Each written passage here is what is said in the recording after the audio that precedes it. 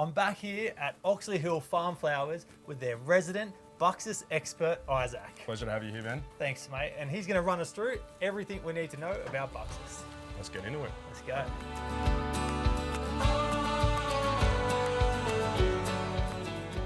All right, let's start with the basics. What is Buxus? Well, Buxus actually is quite a cool little plant. They're very versatile. So as you can see around us here, we have many different sort of varieties in different pots. So we have the big topiary kind of bushes. They do great as a pot or just in your hedges as well. So you can have them in that sort of style. You can have them in small little pot plants as we have here along the side with little pansies or other sort of kind of flowers poking out the side. So they're very versatile plant. Yeah, and you can use it as a hedge on the edge of a bed. Hedging is great. That's one of the really popular ones, the Japanese Buxus, especially around your driveway trimmings and that sort of thing, or just to edge off and trim off your garden space. Yeah, it's quite great. So there's Japanese and there's a lot of English here. English Buxus, yeah. So Japanese and English Buxus are very, very popular types. I think English Buxus is more for your English sort of cottage garden style. A bit more formal sort of. Exactly right, yeah. And then the Japanese ones, as you can see here, they grow quite wild and they're more of a tree base, so you can do a lot of different sort of things with that as well. They grow a lot faster, the Japanese too. True, exactly right. We are doing a couple of experiments here, which I'm keen to show you guys as well later on. Yeah, cool. Now, mate, these are all looking really healthy. What are you feeding them with? So Buxus are quite a hardy plant, as you know, but we tend to feed these guys top Buxus pellets. We just feed these twice a year. So we do this at the start of spring and at the start of autumn. Great. So the top Buxus comes in a foliar feed and a pellet feed. Correct. So yes, the pellet feed is what we use. Yeah. Yeah. Right. Yeah. Yes. And do you water it in after you apply? You can do, yes. We tend to, depending on the season, we water in when it's spring, and when it's autumn, I just let the weather kind of take care of it, as they are the weather pellets. And then after that, we chuck them in the hiding off area if they need it. If not, once they're in pots, we just go around and do the daily watering as you would normally take care of them.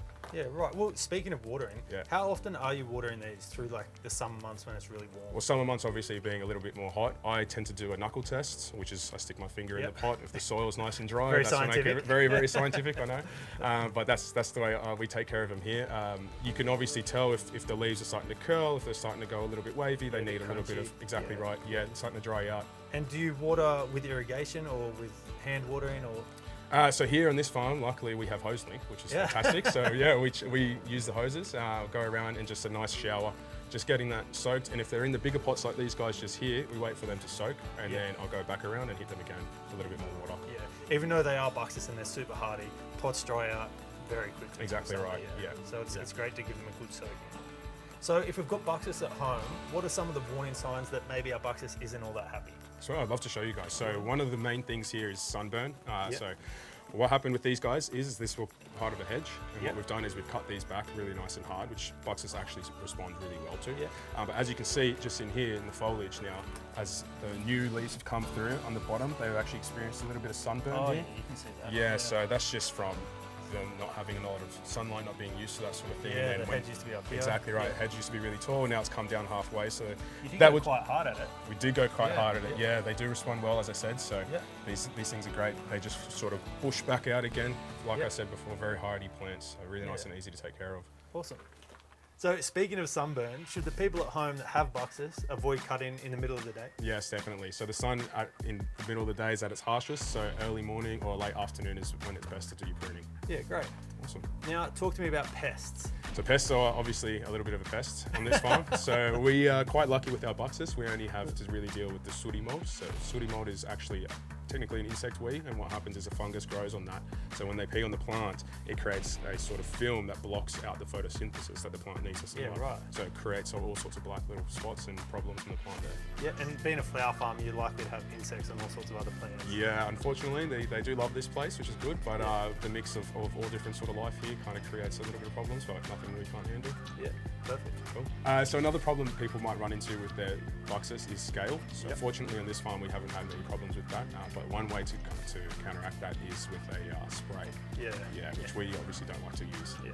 On a scale of 1 to 10, that must be pretty annoying. Very annoying, yeah, very annoying when it happens. Now, talk to me about pruning. How often are you giving these guys a little trim? Well, Buxus being a hardy plant, and depending on the type of Buxus, so English we want to trim a little bit less often because it's not as fast growing as the Japanese Buxus. In early spring is when we get the first flush of the Buxus plant. So we tend to leave that first flush and let it grow out a little bit, let it get quite woolly, and then give it a cut. Because if you go to cut that a little bit too early, just going to be cutting all the time. Yeah, right. Yeah. And what about the second cut? You said twice a year? Yeah, twice a year generally. So depending on the plant and where it is, of course. So we'll go early spring, wait for that first one, and then early autumn. Yeah, right. Yeah. After the heat's gone. After the heat is gone, you don't want to cut too much in the heat. It does a lot of damage to the plants unless they're in the shade, of course, and then you're just working with what you have and what kind of shape you want to make the plant. Yeah. I guess. So we cut after the spring flush and after the summer heat. Yes, sir. Correct. Yeah. So what type of tools are you using to cut all of this? So we use hand shears. I like to use personally my secateurs. I find that they have more control, a really nice clean cut. As you're using electrical shears and that sort of thing, what you find is that it burns the plant, it creates a lot of rubbing and friction, and actually just breaks the branches, which don't actually allow the plant to heal and fully regrow. So you're just doing a bit more damage than you are if you just kind of take your time and go around the plant and you really give it the love that it needs. And if you damage the Buxus with the hedges or the electrical tools, you can actually invite infection and disease too. So that's correct. Yes, exactly right. Yeah, which obviously is just going to rot down the plant, destroy your plant, and you're going to have to start dead again. spots all through your hedge. Exactly and right. If you do have a hedge of Buxus and you do get a dead spot, it stands out like a sore thumb. Yeah, exactly. I mean, like we've accidentally had to remove a whole hedge here because a couple of those things have happened. It's just sort of how we learn here on the farm. But yeah, that was a little bit of a painful lesson to learn. But the holes and what have you, we kind of edit it along, and that's where these guys came from. So we can always experiment more. So that sort of stuff. Awesome. Okay, for the people at home that have Buxus hedges and Buxus balls, how do we get them perfectly round and perfectly straight? Well, there is a few tips and tricks that I like to use here. So one of them being this little guy over here. So this is a metal shaping tool we'll use, and it folds in on all four sides. You guys can get the shape that you want, really nice and easy with those. Another couple of little tips and tricks we like to use is just shaping tools. So create the shape that you want out of a bit of leftover metal wire that you're going to have in your garden anyway, probably. Hold that up next to the plant and then just kind of trim from the bottom upwards as well if you want that nice ball shape. So you're going to start nice and high on the main branch. Don't be afraid to kind of get rid of those little straggly branches. That's probably what's going to be holding you back from having that shape that you do like. Cut up and nicely and just take your time with it. Remember not to create a sort of dome shape at the bottom there. Yeah, I've seen lots of domes. Yeah, it's quite common. I mean, I'm guilty of it myself sometimes too.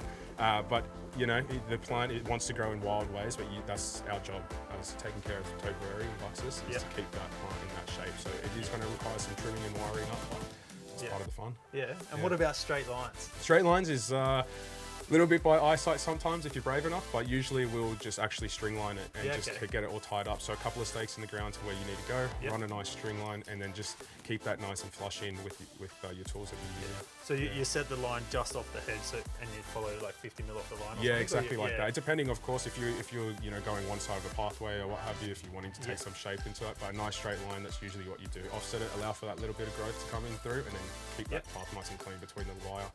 Sounds easy. Awesome. So you said earlier that you're doing an experiment with this guy. Yes, indeed, I am. I'm super excited. Talk to me. What are you Beautiful, doing? I'll show you. So what we've got going on over here is a Japanese Buxus that is growing quite wild and more like a tree than a hedge. And what I've done is halfway into the bucket here, I've only filled it up half with soil, and then I've planted the Buxus quite nice and deep into there. And then over in the hardening off area where this guy usually lives, it's on a weed mat on the bottom there. And what that does is allows the roots to grow through the pot. After a couple of years, all those nutrients are actually shooting back up into the trunk and thickening up that main trunk. So it's going to grow nice, thick and healthy in a short amount of time. Yeah, okay. So the foliage stays relatively sort of short or doesn't grow very much, but the trunk thickens up. Is that what you're saying? Correct, yes. It's actually an old bonsai technique that we're using here. So what's the end plan with these guys? So the end plan is to get these trunks really nice and thick and do some cloud pruning on these guys here. Yeah, as you can see, the tree's trying to grow and tell us what it wants to be. Yeah. These ones are quite wild. So little bits of balls and pom-poms and what have you around this guy, and then eventually set them up in our barn at the shed. Just a beautiful display in a nice, beautiful pot. Yeah, big feature plant. Exactly right, yeah. Isaac, thank you so much for having us here today, mate, and teaching us all about Buxus and your tips, tricks and techniques. Pleasure, mate. Lovely having you guys here. Well, I learned a lot and I hope you guys did too. But if you still have some questions, drop them in the comment box below and we'll get back to you as soon as we can.